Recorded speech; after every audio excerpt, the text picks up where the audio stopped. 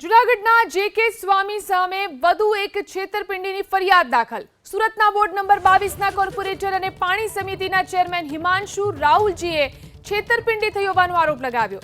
જે.કે. સ્વામી and ટોળકીએ આણંદના રીંજા ગામમાં સ્વામિનારાયણ મંદિર અને ગુરુકુળના પ્રોજેક્ટ માટે 700 વીઘા જમીન ખરીદી કરવાના નામે 1 કરોડથી વધુ પડાવ્યાની હિમાંશુ રાહુલજીએ સુરત ક્રાઇમ બ્રાન્ચની અંદર ફરિયાદ આપી।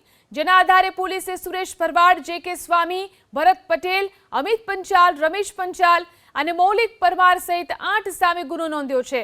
હિમાંશુએ જમીન માટે 71 લાખ, તેના પિતાએ ચેકથી 15 લાખ અને મિત્ર શૈલેષે ચેકથી 15 લાખ મળી અને 1 કરોડ સુરેશ ભરવાડને આપ્યા હોવાનો દાવો કર્યો છે।